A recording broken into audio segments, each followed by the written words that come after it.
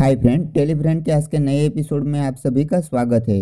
तो दोस्तों, सीरियल ये रिश्ता क्या कहलाता है कि आने वाले आज के नए अपडेट और ट्विस्ट के बारे में जानना चाहते हैं तो प्लीज़ वीडियो में लास्ट तक बने रहे।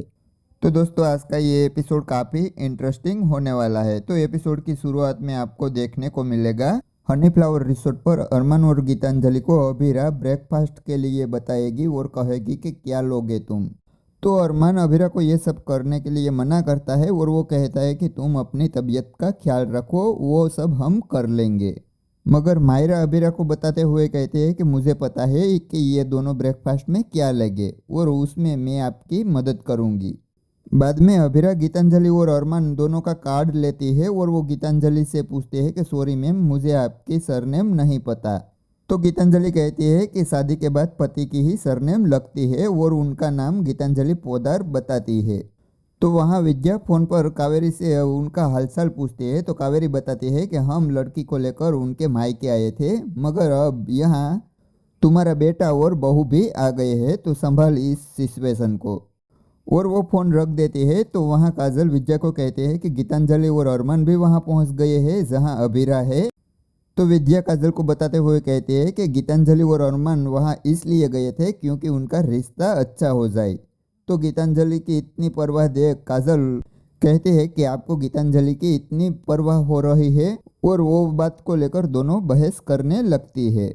तो वहाँ गीतांजलि उनका नाम बताती है। तो अभीरा वो खुशी खुशी अपने रजिस्टर में लिख लेती है। उनके बाद वो एक कमरे में चली जाती है और परेशान होते हुए वो कांपने लगती है। तो वो अपने आप को संभालती है और वो कहते हैं कि गीतांजलि और अरमान की शादी तुम्हारे सामने हुई थी, वो दोनों पति पत्नी है, वो कोई नई खबर नहीं है, और वो जो भी करे उसमें तू क्यों शौक रही हो। वैसे में कावेरी वहाँ आती है और वो अभीरा से सवाल करते हैं कि तूने उस दोनों को नहीं जाने दिया और हमको भी नहीं निकालने दिया, ऐसा क्यों।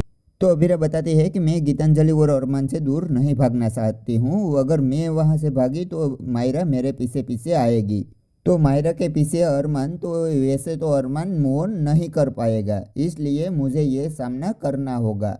तो वहाँ विद्या गीतांजलि को समझाती है और उनको वापस लौट जाने के लिए कहती है, मगर गीतांजलि उनकी कोई बात नहीं मानती है और वो कहती है कि वो दोनों वहाँ ठीक है।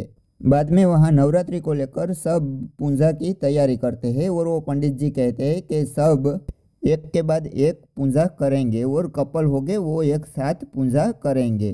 तो सब लोग पूजा करने लगते हैं। वैसे में गीतांजलि की पूजा करने की बारी आती है और वो अरमान को बुलाते हैं, मगर अरमान मना करता है और वो कहता है कि मैं मायरा के साथ पूजा करूँगा। तो वो अकेले ही पूजा कर लेते हैं। बाद में वो मायरा की बारी आती है और मायरा जब पूजा करने लगती है तो वो थाली गर्म हो जाती है और अभीरा उनको हाथ देती है, मगर थाली इतनी गर्म होती है कि अभीरा के भी हाथ जलने लगते हैं। तो वो देखकर अरमान रह नहीं पाता है और वो थाली खुद पकड़ लेता है और अरमान कहता है कि थाली को मैं पकड़ कर रखता हूँ, तुम दोनों पूजा करो। मगर अभीरा मना करती है। तो पंडित जी कहते हैं कि बेटा, पूजा ऐसे बीच में नहीं छोड़ते हैं, और बाद में वो तीनों एक साथ ही पूजा करते हैं।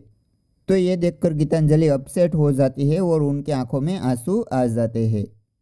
तो दोस्तों, आपको ये अपडेट अच्छा लगा है तो प्लीज़ इस वीडियो को लाइक ज़रूर कर दें और चैनल में नए हैं तो चैनल को सब्सक्राइब कर दीजिए, क्योंकि ऐसे ही डेली के नए नए ट्विस्ट और अपडेट के बारे में हम वीडियो लाते रहते हैं। तो चलो दोस्तों, फिर मिलते हैं कल के आने वाले नए अपडेट के साथ।